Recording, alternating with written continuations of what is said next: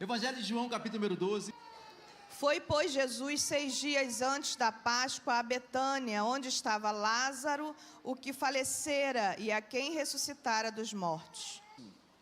Pastora Ellen, eu aprendo que Jesus, ele não faz distinção de entrar em algumas casas.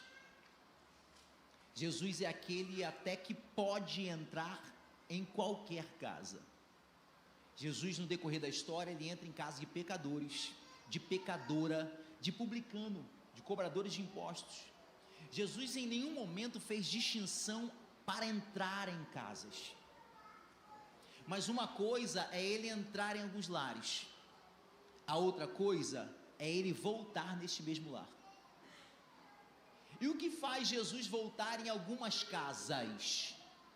Exatamente o relacionamento que ele tem com o hospedeiro. A Bíblia relata algumas casas que Jesus não foi apenas uma vez. Na casa de Pedro, o seu discípulo, por ter relacionamento com ele, a casa de Pedro era um ponto missionário de Jesus em Cafarnaum. Todas as vezes que Jesus repousava em Cafarnaum, ele entrava e ficava um tempo na casa de Pedro. Todas as vezes, presbítero Adeilson, que Jesus estava indo em direção a Jerusalém, Betânia, o local onde nós lemos agora, era caminho de Jerusalém, era próximo a Jerusalém. Betânia estava a cerca de 3 quilômetros de Jerusalém.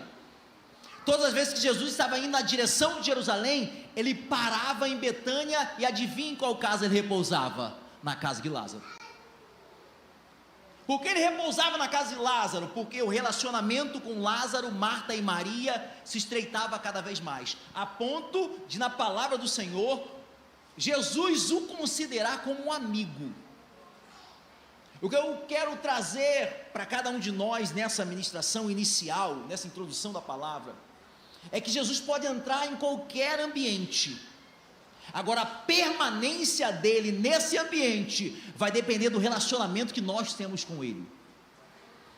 Talvez Jesus um dia entrou no ambiente onde você chamou, mas talvez hoje ainda ele não permaneça lá, porque nós não mantemos um relacionamento verdadeiro com ele. Agora, pastora Ellen, se Jesus, com apenas uma visita, em casas que ele entrou uma vez, ele já fez milagre. Se ele entrando uma vez, às vezes, em algumas casas, ele já mudou todo o cenário. Imagina em casas aonde ele habita constantemente. Se só com a visita de Jesus, às vezes na nossa vida, ele já se manifesta com glória, com poder, Natanael, imagina se nós tivermos um relacionamento constante com ele, quantos milagres nós viveremos, quantas coisas incríveis nós iremos presenciar. A grande pergunta é: você é um daqueles que chama Jesus esporadicamente para pousar na sua casa, na sua vida? Ou você tem mantido um relacionamento constante com ele? Você trazendo isso me faz lembrar de um episódio também que Jesus entra em uma casa de um fariseu. E o texto diz que ele roga-lhe, ele implora, ele pede insistentemente que Jesus entre em sua casa. Jesus aceita o convite. Jesus vai jantar na casa dele. Mas a Bíblia diz que ele não o recebe bem. Jesus não é bem recebido ao chegar lá. Note que ele foi convidado com insistência para pisar naquele lugar, mas não soube recebê-lo. Muitas vezes a gente até insiste para Jesus entrar, pastor. A gente até deseja a presença dele, mas a gente não sabe o que fazer para recebê-lo. Muitas vezes até a gente insiste para Jesus vir, mas essa insistência tem uma motivação diferente daquela que Jesus espera que tenhamos ao convidá-lo para entrar. Jesus não espera que a nossa motivação em convidá-lo a entrar em nossa casa seja aquilo que ele tem para oferecer. A motivação que Jesus espera ao convidarmos ele a entrar é que nós tenhamos somente o desejo de tê-lo em nossa presença.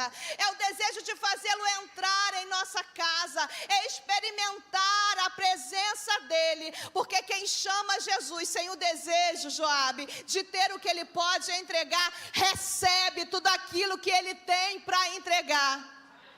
Porque simplesmente convidou pelo desejo de tê-lo por perto. Sim. E só por esse desejo faz com que Jesus diga: eu preciso abençoar, porque ele deseja estar perto de mim, porque ele quer estar perto da minha presença, ele quer desfrutar da minha presença. Que possamos convidar Jesus com a motivação correta, porque você pode estar pensando agora, dizendo: mas eu convido, eu chamo Jesus todos os dias, eu até falo com ele todos os dias, mas ele conhece a intenção do meu e do seu coração. Pastora, eu estava dizendo que Lázaro era amigo de Jesus. Era uma casa que Jesus ia constantemente. Mas o fato de Jesus se relacionar com alguns não quer dizer que o dia mau não chega na casa dessas pessoas. O fato de termos um relacionamento profundo com Jesus não nos isenta de passarmos por adversidades. E acontece também exatamente com essa família, a família de Lázaro. Por 3 vezes, no mínimo, a Bíblia relata Jesus indo à casa de Lázaro, Maria e Marta. Isso acontece uma primeira vez. Só que na segunda vez, onde Jesus está sendo convidado, essa que nós lemos é a terceira vez, terceira e última, porque depois disso Jesus vai ser crucificado. Jesus está a caminho de Jerusalém exatamente para ser sacrificado, para se entregar. Mas anteriormente, o momento que Jesus é convidado para ir a essa casa é exatamente aonde Lázaro está doente. E essa enfermidade termina com morte. O que eu quero liberar para os irmãos é para que nós venhamos a entender que o fato de Jesus estar nas nossas casas não vai impedir que o dia mau chegue. Mas eu quero liberar algo de Deus sobre a sua vida. Se você tiver mão para receber, você estenda. O dia mau pode até chegar, mas quando nós estivermos com Jesus, nós vamos ver coisas sobrenaturais. Porque ainda que você ande pelo vale da sombra da morte, você não temerá mal algum, porque o Senhor está contigo. Só aqueles que creem, joga a tua mão para o alto e dê um brado de glória a Jesus. É bem verdade que não nos isenta de passar. Não. Mas olha o privilégio de quem tem intimidade com ele. A doença chegou. Diferentemente da multidão, eles iam até Jesus para tentar chegar até ele. Sim. Não sabia se ia conseguir. A multidão, eles quando queriam um milagre, eles saíam na sorte para tentar chegar. E com fé, muitas vezes conseguia tocar, ser curado, ouvir de Jesus uma palavra e liberar a cura. Mas aqui o privilégio de alguém que tem intimidade com o mestre, ele sabe o endereço de Jesus. Eita. Ele sabe como encontrar Jesus na hora da adversidade. Quem tem intimidade com Jesus conhece o endereço certo do encontro real com Ele. E qual é esse endereço? É no nosso quarto, trancar a porta, orar e falar com Jesus no momento da dor, no momento em que o desespero bate a porta. Eu sei o endereço certo, eu sei aonde encontrá-lo. Quando a doença chegou, eles sabiam onde encontrar Jesus. Jesus sabia onde era a casa deles. Ele sabia chegar lá, porque já conhecia o lugar. E eles mandam o recado chega até Jesus. Só que aí entra uma grande questão também. Alguns que têm intimidade com o mestre, alguns que são espirituais, acham que Jesus precisa atendê-lo na hora que eles querem. Na hora em que eles gritam, na hora em que eles mandam para Jesus o recado: Jesus, estou aqui, e não é bem assim. Ter relacionamento com Ele é entender que Jesus sabe a hora certa de chegar. Quem tem relacionamento com Ele conhece o endereço certo, sabe que ir para o quarto e falar já resolve, porque desde a primeira oração Ele já ouviu. É sinal de que Ele vai atender no meu tempo? Não, e já foi lido aqui, porque bem sei eu os pensamentos que eu tenho sobre vós, e quem tem intimidade com Ele entende que é necessário aguardar, esperar, porque na hora certa Ele virá ao socorro.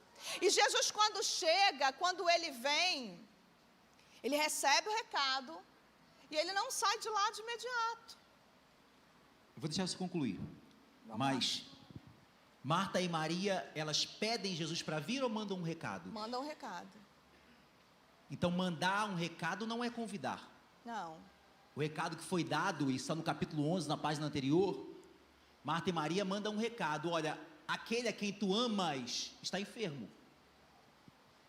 Manda um recado. Em algum momento disso que eu citei, foi um convite, Jesus venha? Não. Porque tem pessoas que têm intimidade, que estão confundindo a amizade que tem com Ele, a intimidade que tem com Ele, mas não sabe pedir. Porque a Bíblia vai dizer que a todo aquele que pede, recebe. O que busca, acha. O que bate, será aberto. O grande problema é que tem servos dele, que já estão com tanta intimidade, que querem enviar recados para ele, para tentar constrangê-lo. Como assim? Eu sou teu servo, Senhor. Tem visto a aflição que eu tenho passado? Eu faço a tua obra. Você não conhece pessoas que fazem assim? Ou talvez você já fez isso? Senhor, eu tenho sido fiel a você.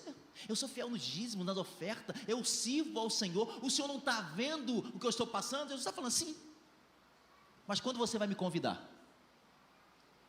Porque a todos que me convidam eu vou.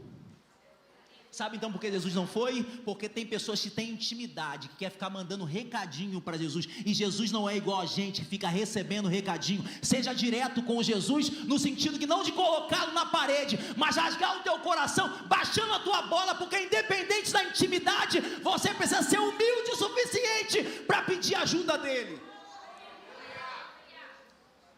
Porque quando eu tenho intimidade, não tira dele o lugar que ele tem, de Senhor da minha vida. Ele é íntimo, mestre, mas continua sendo Senhor. Ele continua sendo Senhor.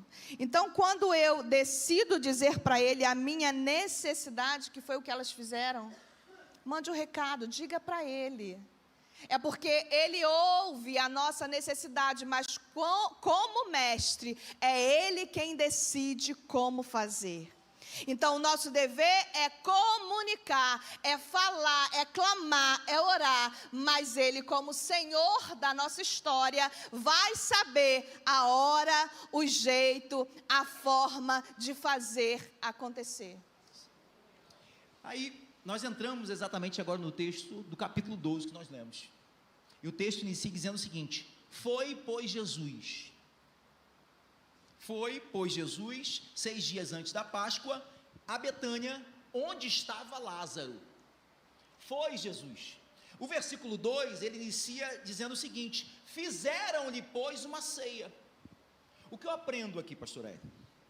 Que Jesus não tem dever de fazer nada na casa. O compromisso de Jesus é ir. E não só ir, o texto diz que ele já foi. Talvez você está convidando Jesus para vir, só que a palavra liberada é, ele já foi. Mas sabe o que está acontecendo? É que muitos de nós não conseguimos ver a presença dele, porque para nós a presença dele está relacionada ao fazer.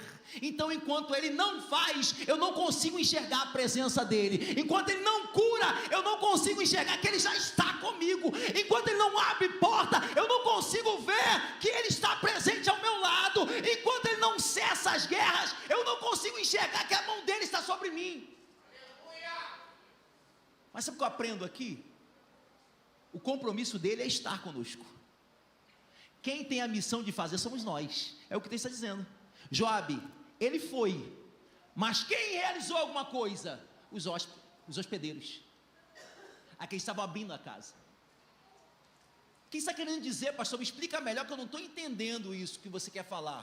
O que eu estou querendo dizer é o convidar Jesus para estar contigo, habitar contigo, morar contigo, ter um relacionamento contigo. Ele já disse, eu já fui. É o que, se você pedir, eu já vou, eu estarei presente. Agora, não espere que o fato de eu estar presente, eu tenha a obrigação de fazer algo, porque eu estou presente para que você faça algo por mim. Porque quando alguém faz algo por mim, eu também não consigo ficar parado, eu preciso retribuir com alguma coisa. A grande questão é, com Jesus na sua vida, o que você está fazendo por Ele? Como você está se movimentando para agradá-lo, para servi-lo, para entregar algo, ou você está convidando Jesus somente para que Ele faça algo? Jesus, eu quero te convidar porque eu estou precisando que o Senhor conserte meu casamento. Então, Jesus, eu estou querendo te convidar aqui para minha casa, porque eu preciso que o Senhor abra uma porta, que eu estou orando já há muito tempo, a situação financeira está difícil. Não, Jesus, eu estou te convidando, porque a doença bateu a minha casa, e eu preciso que o Senhor venha aqui, aonde o Senhor entra, o Senhor faz cura. O Senhor está falando assim, sim, eu já fui. Você está me chamando, mas eu já cheguei, você que não me viu, porque você só está vendo a minha mão. Mas a grande questão é o que você vai fazer por mim. Eu estou entrando em casa e vocês não são capazes de lavar os meus pés. Eu estou entrando em casa e vocês não são incapazes de montar para mim um banquete, de servir a mim, de entregar o que há de mais precioso. O que eu aprendo nesse início de texto é que Jesus foi. Eu não sei o que você está passando na sua vida. Eu não sei as guerras que você está enfrentando, as batalhas que você está atravessando, as lutas, as dificuldades. Eu vim aqui para te dizer que Jesus já foi.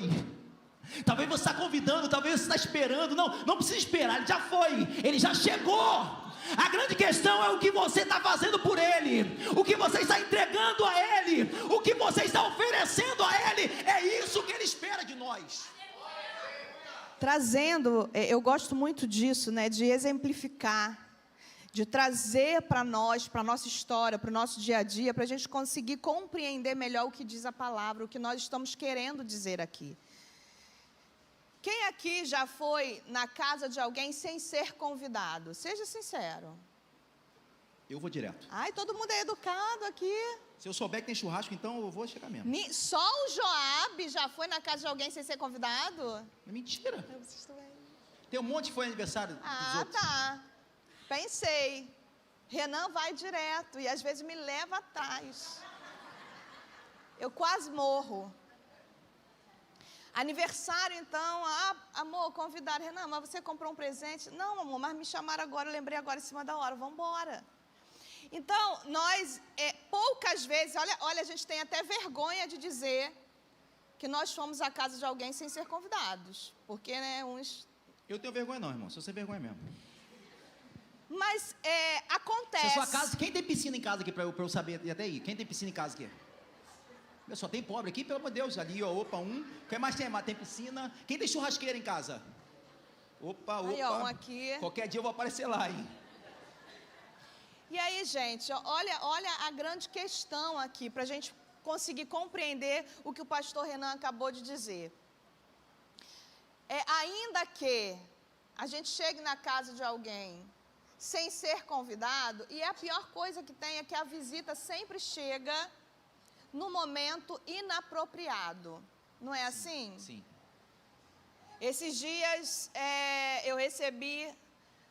A minha família e a família do Renan, eles são mestres para fazerem isso. Eu não sei por que eles querem fazer surpresa. Os meus tios ligam e falam, estou chegando em Saracuruna, e a gente trabalhando. Só que é geralmente aquele dia que a louça não foi lavada, que a gente saiu correndo. Quase todo dia. Não limpou o cocô da cachorra. Enfim, aquela situação em que a gente fica desesperado. Aí essa semana, tem uns dias, né? Alguns dias. Que o irmão do Renan fez a mesma coisa. Veio da Bahia. Veio da Bahia, gente, com a família inteira. Minha mãe me liga, eu trabalhando. Você sabia que seu cunhado ia chegar? Eu falei, não, pois é, chegou. Falei, nem posso ir, eu tenho um monte de gente para atender hoje. Quando eu chegar, aí a gente veio. Renan estava mais folgado, correu em casa. Aí pensa, é até uma vergonha, mas é uma verdade. Na poltrona do nosso quarto, né, tinha uma pilha de roupa. E o banheiro social da casa estava sem... falando que isso acontece na nossa casa. Mentira, eu sei. Eu sei que é mentira. Que na casa delas também tem. E aí, um monte de roupa lá em cima. Tudo bem, estava no meu quarto. E geralmente é assim, as donas de casas, quando elas querem esconder a bagunça, o que elas fazem? Pega tudo e joga para dentro do quarto, porque lá ninguém entra. Não é assim? É. Só que o grande problema estava que o banheiro social da minha casa estava sem água no chuveiro. O chuveiro estava quebrado. Como é que eles iam tomar banho? Fala pra mim, ia ter que entrar no banheiro do meu quarto. Tinha um banheiro no quarto. Então, o que a gente faz com aquelas roupas? Quando eu cheguei no quarto, o Renan já tinha dado um jeito. Eu falei, mas e as roupas? Ele, eu não sei, pega as malas. Aí eles querem entrar. Espera aí, só um pouquinho. Fechamos a porta. Abrimos as malas, enfiamos as roupas todas lá dentro, fechamos as malas lá ficou bonitinho no lugar. Eles entraram no quarto. O quarto estava limpo, organizado. A visita chegou, entrou, achou que estava tudo bem, que estava tudo certo. Sabia eles. Só que quando Jesus chega na nossa casa, ainda que a gente tente esconder o que está dando errado, ainda que a gente tente colocar dentro das malas o que está bagunçado, ainda que a gente tente colocar para dentro do armário, guardar dentro do coração, Ele já sabe, Ele chega já sabendo da sujeira que ali está, não adianta esconder, porque Ele já viu, Ele conhece. Ainda que ele chegue de surpresa, Jesus não é pego de surpresa. Não adianta tentar esconder, porque ele já viu, ele sabe, ele vai entrar e vai tocar exatamente no lugar onde precisa ser tocado. Não adianta tentar esconder de Jesus, não adianta guardar dentro do armário, esconder dentro das malas, não adianta, porque de alguma forma Ele trará à tona aquilo que está escondido. Mas aí também tem o outro lado, daqueles que são convidados a estar.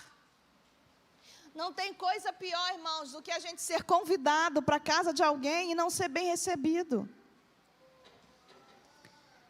Você chegar na casa de alguém que te convidou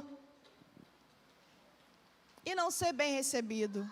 Nós temos essa cultura, chegou alguém, o que a gente pensa? Não tenho nada para oferecer, não é assim? Pô, hoje não tem nenhum bolo pronto. Não passei nenhum cafezinho, mas não... O que a gente faz? Senta aí, eu vou passar um café para nós. Se tiver um menino, a gente pede, toma menino, vai lá, compra um pãozinho, mas a gente não deixa a pessoa sair da nossa casa sem oferecer nada, sem fazer com que essa pessoa se sente à mesa, nem que for um suquinho cheio de formiga, a gente vai oferecer. Mas o que nós estamos fazendo com Jesus? Jesus entra, Jesus sai, Jesus vem, Jesus vai, e eu não ofereço nada, eu não me preocupo em fazer por Jesus aquilo que eu faço pelos homens, quando Ele, na verdade, é a visita que eu preciso ter todos os dias. Na verdade, Ele não pode ser visita. Ele precisa vir e ficar. Ele precisa vir e permanecer. Ele precisa vir e continuar.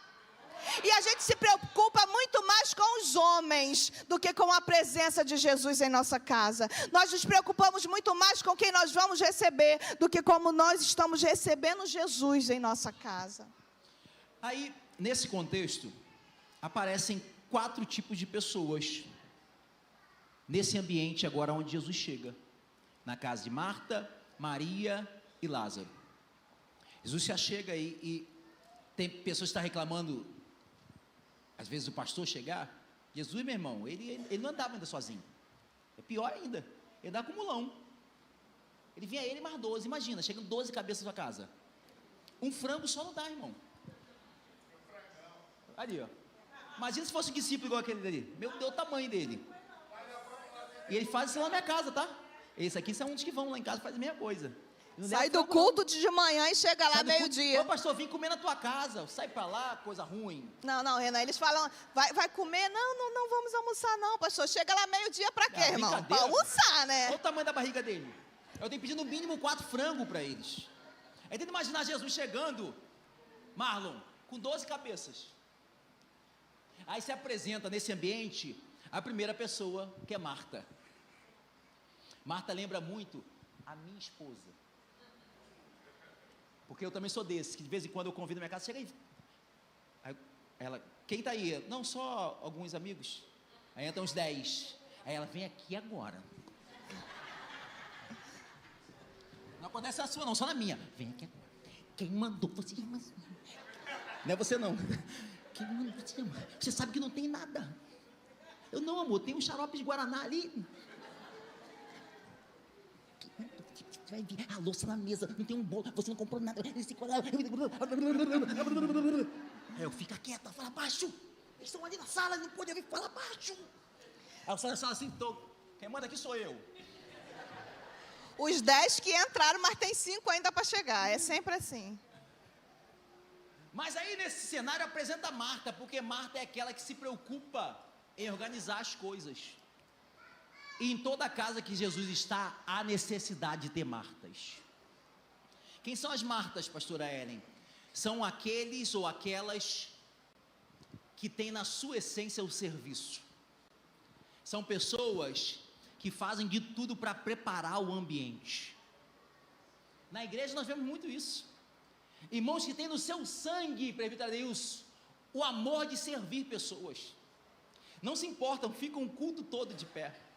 Tem irmãos que chegam 2 horas antes, só para preparar todo o ambiente que você está, e sai 1 hora depois de você. Você fala assim, está cansado? Tô, mas isso é algo que me alimenta, é algo que eu gosto de fazer, eu tenho prazer em fazer isso. Você consegue entender que há necessidade de termos Martas juntamente nas nossas casas?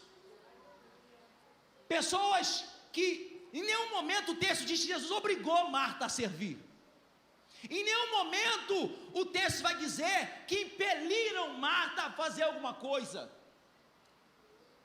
As Martas, elas fazem tudo de forma espontânea. As Martas são aquelas que servem de forma proativa. Está precisando, estou aqui, hein? O que eu posso ajudar? Onde eu posso servir? Aonde eu posso ser útil? Como eu posso contribuir com alguma coisa? Ela vê uma água no chão aqui na igreja, ela não espera alguém vir, ela mesmo, onde está o pano? Deixa eu limpar. As Martas são aquelas que representam espontaneidade, proatividade. Elas fazem por amor. Eu estou falando isso porque tem pessoas que acham que no meio da igreja só tem que ter adoração. Se não houvessem as Martas, nós não estaríamos aqui.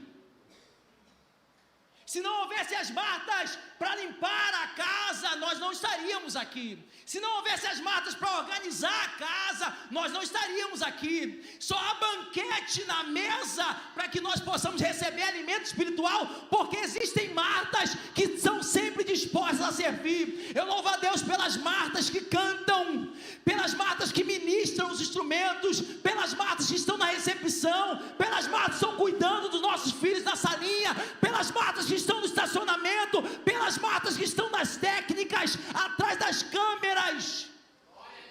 Porque se não fossem vocês, não haveria possibilidade de também ter alimento. Então eu louvo a Deus pela presença de homens e mulheres que também têm na sua essência o ato de servir. Um serviço autêntico, um serviço que não precisa de Jesus mandar, mas que faz de livre e espontânea vontade. O grande perigo das Martas, o grande perigo de todo aquele que serve, que faz, que tem proatividade no sangue, é se perder em meio ao serviço. Ou melhor, perder o mestre em meio ao serviço. Porque é bem verdade que aqueles que estão sempre na atividade, em alguns momentos eles ligam o botão do automático e já não percebem mais que estão se perdendo dentro do serviço. E Jesus, em outro momento, adverte Marta sobre isso.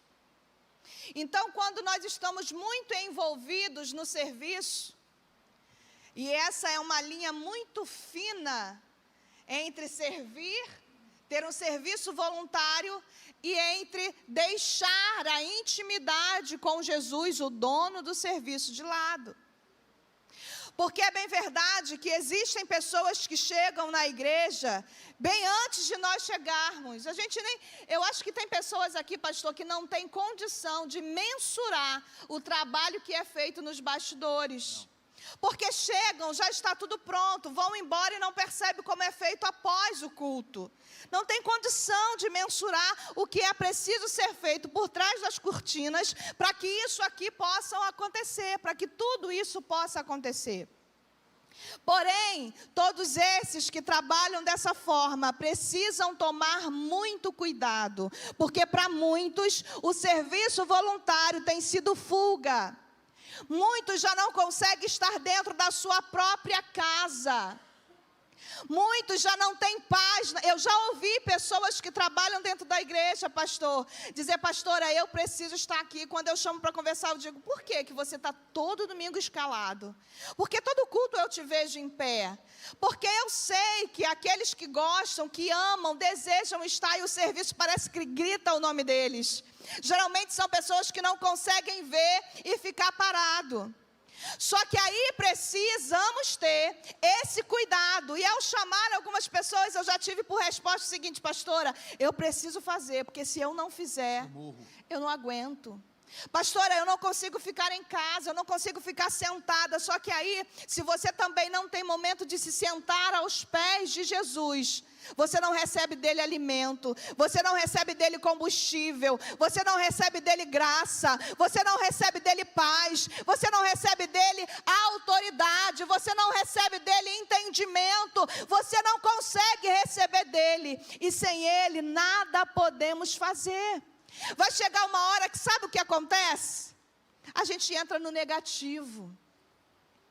A força que a gente tinha em realizar parece que vai embora. Por quê? Fizemos muito e esquecemos de nos assentar aos pés dele. Trabalhamos muito, mas esquecemos de manter a nossa intimidade com ele. Estamos perdendo a essência fazendo o que é bom, perdendo a essência fazendo o que é certo, mas nós não podemos deixar aquilo que nos é necessário. E o que é necessário? Estar aos pés do mestre. O que é necessário? Estar diante dele em oração, ouvindo a voz dele. Serviço demais que te tira da presença do Senhor não deve ser assim. Serviço demais, trabalho demais, proatividade demais, que tem te tirado da presença do Senhor, dos pés do Senhor, precisa ser revisto. Não é dessa forma. Ele quer que primeiro você esteja aos pés dele, para depois você estar habilitado a servir. Porque, gente, preste bem atenção, eu falo isso e vou repetir quantas vezes forem necessário. O bastidor não é para qualquer um. Porque é nos bastidores que tudo acontece. É no bastidor que tudo acontece. É quando quebra um equipamento, é quando o irmão fica irritado, é quando o outro briga com o outro, daqui a pouco faz as pazes, está tudo bem. É quando alguma coisa não deu certo, e aí a gente percebe, foge daquele romantismo, pastor, de olhar e achar que é tudo perfeito. É no bastidor que a gente vê que a igreja também tem defeito. É no bastidor que a gente percebe que a igreja não é essa perfeição toda, que também há os defeitos. Afinal de contas, a igreja é composta por pessoas como nós, cheios de defeitos. Então não é para qualquer um estar dentro do bastidor. Então, como eu estou servindo? Primeiro eu me preparo aos pés de Jesus. Primeiro eu me assento aos pés dele para ter maturidade e entendimento para estar no bastidor. Não é simplesmente ter o desejo de fazer, não é simplesmente ter a honra de cumprir, não é simplesmente ter a habilidade para fazer, não. Primeiro, o que te habilita a estar servindo ao Senhor é ter intimidade com ele. É isso que te habilita a servir com proatividade. Aí o versículo 3 traz a segunda pessoa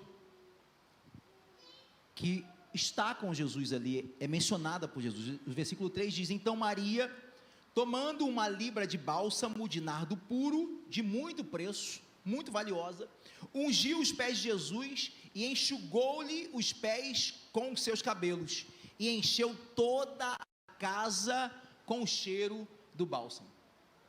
Quem agora aparece em cena é Maria, a irmã Maria. A necessidade que na casa de Jesus está, a necessidade de termos Marta, aquelas ou aqueles que têm a essência de servir, mas também no ambiente onde Jesus está, existe a necessidade de ter Marias. E quem Maria representa? Aqueles que levam na sua essência a adoração, aqueles que têm na sua essência a entrega, a devoção. Talvez alguns aqui sejam mais contidos, mas tem outros, quando está na adoração, irmão, parece que está com o Espírito, e de fato está com o Espírito Santo de Deus. Já viu que tem pessoas que são mais extravagantes? Que quando eles chegam na presença de Jesus, eles não medem esforços, e não medem valor, não medem entrega. São pessoas que quando sentem a presença de Jesus, eles dançam de alegria. Se for necessário, eles correm. Se for necessário, eles jogam no chão, choram. São essas Marias que se jogam aos pés de Jesus, não se preocupando com o que Judas vai falar. Há necessidade de termos, no ambiente onde Jesus está, pessoas que valorizam a entrega. A irmã Maria, ela pega um recipiente de um nardo puro, não era um perfume misturado, era puro, e era muito caro. Sabe o que ela faz? Ela derrama tudo nos pés de Jesus. Mas era caro, pastor, ela não importa, ela está para ela. Os que são verdadeiros, têm a essência da adoração, não importa o valor que você tem no bolso, não importa o valor que você carrega, não importa a maquiagem que você botou na cara, que é da Natura, todo mundo sabe. O que importa é que quando eu chego diante de Jesus, eu me derramo por inteiro, eu entrego tudo que for necessário.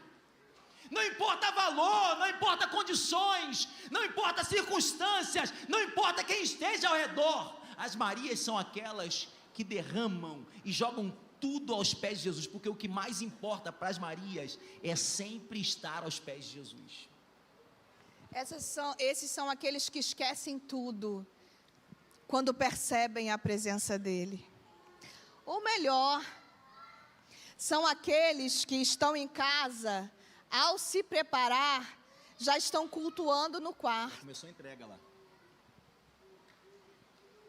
Eles já estão no banho, louvando ao Senhor, passando a roupa, glorificando ao Senhor. As crianças gritando, igual estava hoje, Davi de um lado, Rebeca do outro, e a gente tentando, porque a gente faz assim em casa, quando a gente entra para o quarto para se arrumar, a gente já coloca um louvor, e ali a gente já começa o nosso culto, porque não é para esperar chegarmos aqui e o ministério de louvor começar a cantar para o meu culto iniciar. O meu culto começa lá em casa mesmo, porque eu sei que ao chegar aqui eu só vou entregar. Tem gente que vem para o culto para assistir, culto não se assiste, culto se entrega. Se você veio aqui para assistir, hoje você precisa entender que na igreja a gente vem para cultuar, entregar o nosso culto racional a Deus, e elas são assim. Elas já chegam prontas. Eu não quero saber quem vai me ver, eu não quero saber quem vai estar, eu não quero saber quem vai me julgar, eu quero estar na presença do meu mestre. Cadê Jesus? Eu só vim para ver Jesus. Eu não quero saber quem vai me julgar, eu quero estar na presença dele. E só quem entra na presença de Jesus sem se importar é aqueles que se preparam desde casa, porque já saem preparados para cultuar. Porque aqueles que vêm, porque sabem que marcaram o domingo para estar, domingo 7 horas, virou rotina, eles se distraem por qualquer coisa. Aquele que entra dentro da igreja, sem ter um planejamento, sem ter um objetivo de entrega, ele se distrai. Qualquer coisa. Ele se distrai com alguém que desafinou. Ele se distrai porque alguém subiu e a roupa estava imprópria. Ele se distrai porque alguém deixou de dar a paz do Senhor. Ele se distrai porque uma criança gritou. Ele se distrai por qualquer coisa. E ainda sai reclamando do culto. O culto não estava bom, o som estava ruim. Sabe por quê? Porque não veio para o culto para entregar. Não veio para o culto para ver Jesus. Não veio para o culto sem se importar. O que eu quero hoje aqui é cultuar. Eu quero entregar. Marias são assim. Eu não quero me preocupar com o que vai acontecer. Eu quero chegar lá e ter a presença de Jesus. Eu quero chegar lá e entregar tudo o que eu tenho. Essas são as Marias.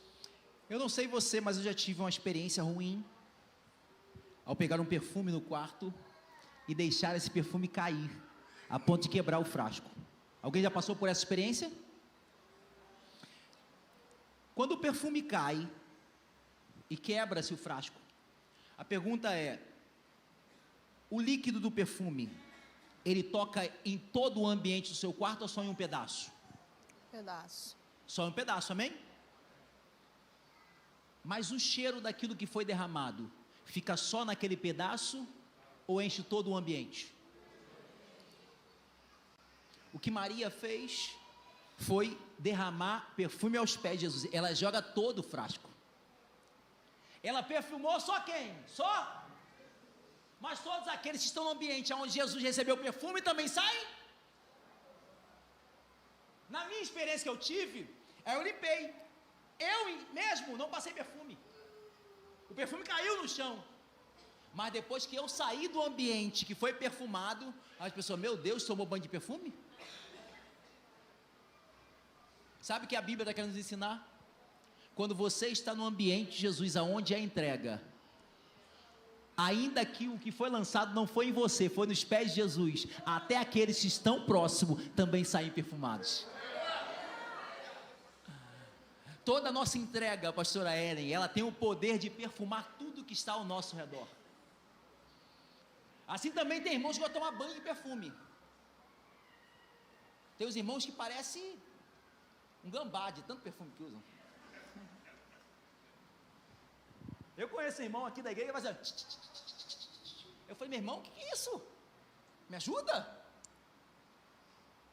E aí onde ele passa, o cheiro dele vai levando todo o ambiente. Pastor Hélio, aonde ele passa, por onde ele passa, o cheiro vai, alguém vai falar, empesteando o ambiente, mas o cheiro vai sendo exalado em todo o ambiente. E aí Paulo diz que nós somos o bom perfume de Cristo. O que Paulo está querendo dizer é que o que foi derramado um dia sobre a tua vida, por onde você passar, as pessoas sentem o cheiro, não é o seu cheiro, mas o bom perfume de Cristo. Será que por onde você passa, as pessoas estão sentindo o cheiro de Cristo ou o cheiro do pecado? Eu aprendo aqui que quando há uma entrega verdadeira, eu não somente perfumo Jesus, mas a consequência da minha entrega, ela tem o poder de perfumar todos ao meu redor.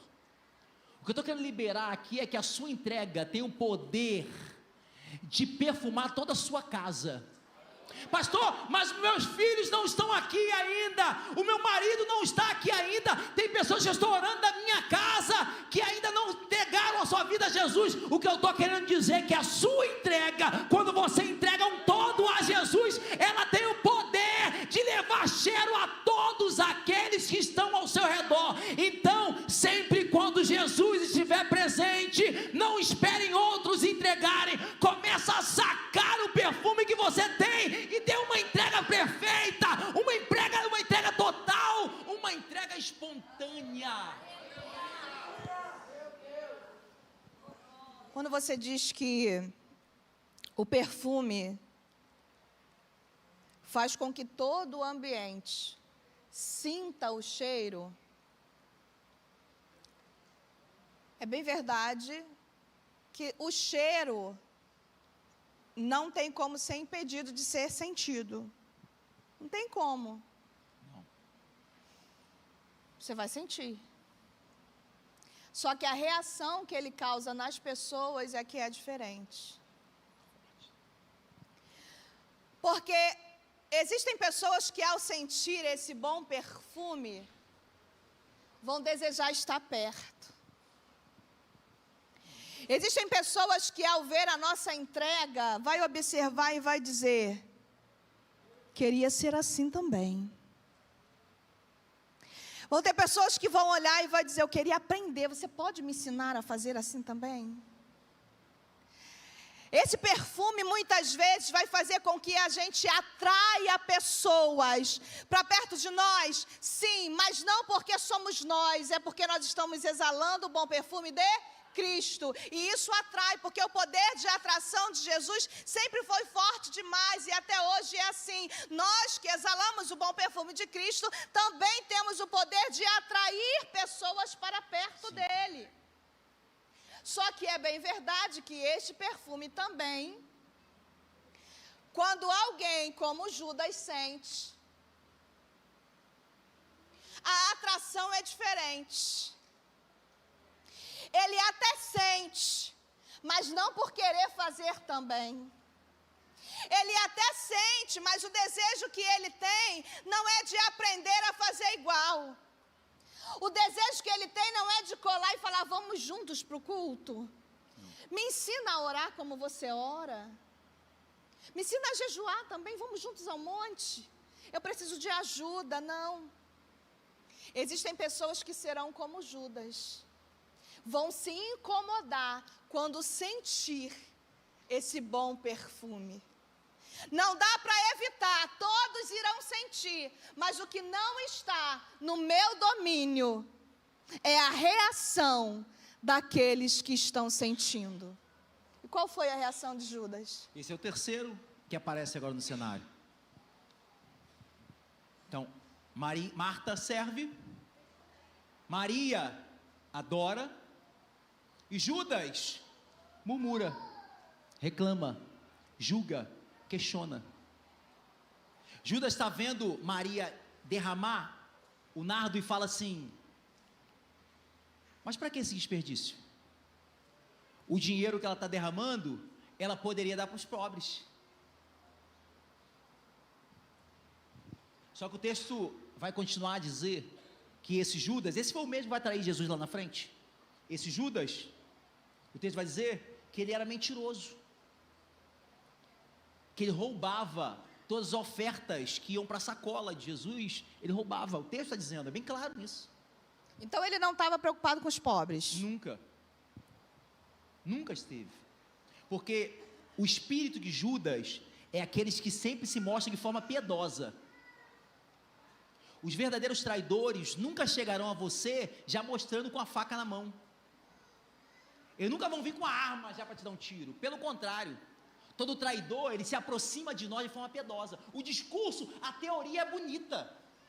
Olha a teoria de Judas, presbítero. Esse dinheiro deveria ser dado para os pobres. A teoria não é bonita, irmãos? Sim.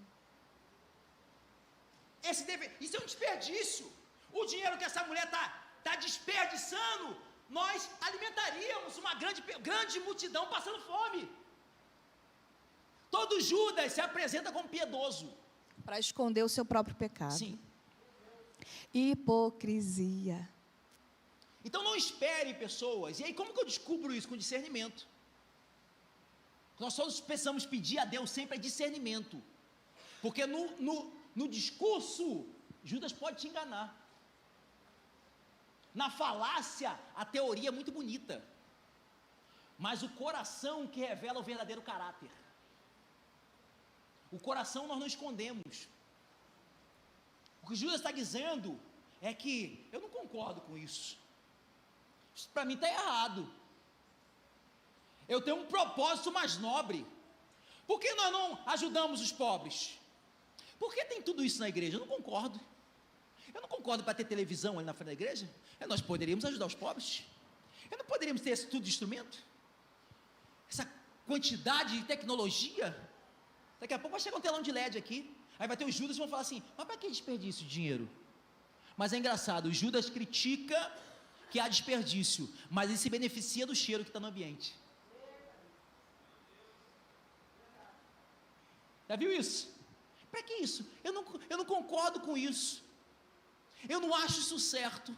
Eu tenho uma causa mais nobre para empregar os recursos da igreja. Se eu estivesse administrando a igreja, eu faria dessa forma. Isso é discurso de Judas. Porque no fundo, Judas não está preocupado com os outros. O texto diz que ele estava preocupado que aquele dinheiro fosse jogado na sacola para ele, ó. Então, quem é Judas em ambiente que Jesus está? É aqueles que têm discurso teóricos lindos, mas as práticas não condizem com o que Jesus ensina. São discípulos, mas que não foram transformados. Sabe o que a palavra discípulo significa? Aquele que segue o mestre. O que o texto está dizendo para a gente é que tem pessoas que seguem Jesus, mas não tiveram uma transformação genuína. O coração ainda está corrompido. Vivem de teorias, mas não praticam aquilo que Jesus ensina. Ei, Judas, pare de criticar a entrega das Marias. Ei, Judas, pare de criticar o serviço das Martas. Ei, Judas, se converta, transforme o seu coração, porque reino não se trata de valor, reino se trata de entrega. E aqui deixa muito claro também que discurso só revelam palavras, mas são as ações que revelam caráter. É por isso que nós conhecemos a árvore pelos frutos. E nós podemos dizer aqui em cima muitas coisas. Nós podemos usar a nossa boca para falar sobre nós, para falar sobre os outros. Mas o que nós devemos observar? Ações. Porque aquele que é hipócrita, aquele que é mentiroso, não se esconde por muito tempo. Não. Nós vemos mais à frente o que Judas acaba de fazer. E é exatamente isso que a mesa traz. A mesa é lugar de intimidade. A mesa é lugar de conhecimento. A mesa é lugar de as pessoas serem reveladas. É na mesa que a gente conhece quem é quem. Jesus não tirava da mesa o traidor, mas o traidor se revelava à mesa. Nós não precisamos retirar da mesa ninguém, basta termos discernimento, porque nós vamos na mesa saber quem é quem. E aprenda uma coisa, nós precisamos entender que palavras revelam apenas um discurso. Mas o que nós temos que observar são as ações. Precisa ter coerência. Aquilo que eu falo aqui em cima com aquilo que eu faço. Aquilo que eu faço com aquilo que eu falo. O crente precisa ter coerência naquilo que ele diz, naquilo que ele prega, com aquilo que ele faz. Do contrário, nós somos hipócritas. No contrário, nós somos mentirosos. Então, que hoje nós possamos aqui averiguar dentro de nós, averiguar o nosso coração e saber o que tem acontecido, a coerência. O que nós temos falado, nós também temos feito. É assim que o Senhor quer nos encontrar, coerentes diante da presença dEle. Você fica de pé conosco, por favor? A adoração pode subir. Nós falamos de Marta, que servia. Maria adorava. Judas questiona. E quem é o quarto que a Bíblia apresenta? Na verdade, o texto bíblico o apresenta em primeiro lugar, mas nós deixamos por último, de forma proposital. Coloca o versículo 2, por favor. O versículo 2 vai falar sobre Lázaro. E o que Lázaro fez? Nada. Pastor, mas que valor tem, então, Lázaro? E Lázaro era um dos que estavam com ele. Marta serve, Maria adora, Judas é um comportamento que nós não devemos copiar, questiona, e Lázaro estava. Pastor, você está querendo dizer que Lázaro, ele não serve como Marta? Não. Ele não tem essa essência de servir como Marta, e nem tem a essência de adoração como Maria. Então qual o valor que Lázaro tem?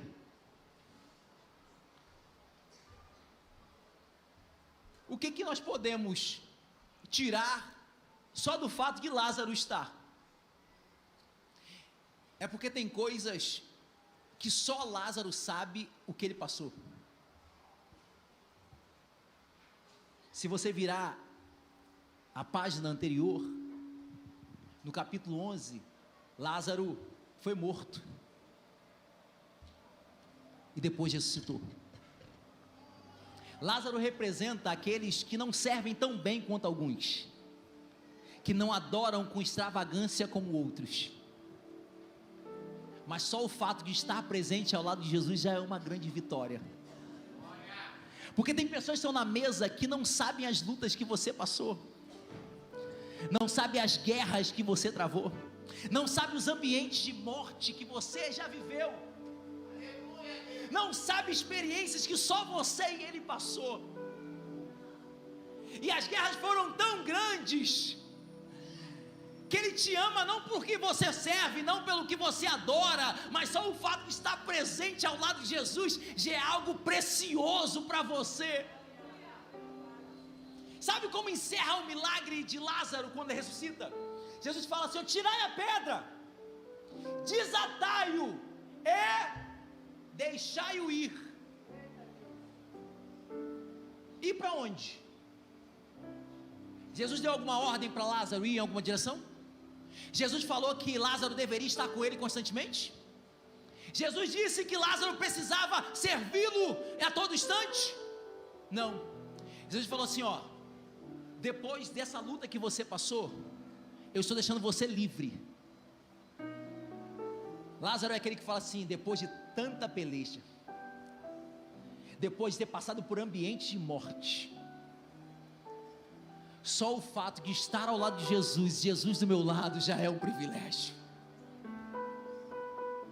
Ei, diante desse ambiente de guerra que eu estou vivendo, pastor, eu não estou conseguindo servir como Marta, eu não estou conseguindo ter a extravagância de entrega como Maria, mas só o fato de estar vivendo ao lado de Jesus, para mim é um milagre.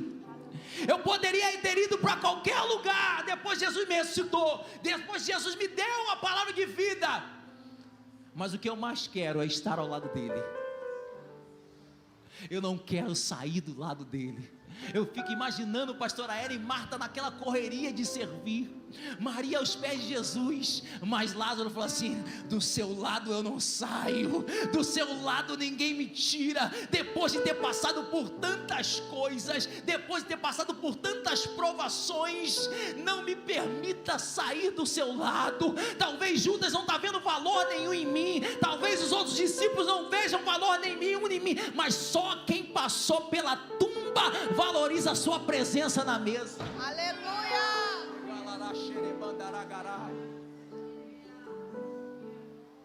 E hoje nós gostaríamos de orar pelos Lázaros que tem visto a mão de Deus constantemente sobre a sua vida, mas que a partir de hoje não quer sair mais do lado dele. Pastor, eu não tenho o dom que alguns irmãos têm de servir, eu não tenho esse domínio da adoração, pastor, mas o que eu não quero mais é largar a mão da presença de Jesus. Eu quero andar com Ele, eu quero que Ele ande comigo, eu quero mudar a minha história. Hoje Deus está dizendo assim, ó, desatai-o e deixai-o ir. A pergunta é: quem quer vir na direção de Jesus e passar a andar com Ele constantemente? Eu quero te convidar a sair do seu lugar. Só os Lázaros que têm passado por ambiente de morte, que ninguém conhece a tua história, ninguém conhece a tua dor, mas que querem passar a valorizar a presença de Deus. Eu quero te convidar, você Lázaro, a sair do seu lugar e fazer uma aliança de presença com Jesus, uma aliança de andar com Ele, de respirar o que Ele respira, de ouvir a voz dEle de forma suave. É só quem anda ao lado dEle. Vamos adorar?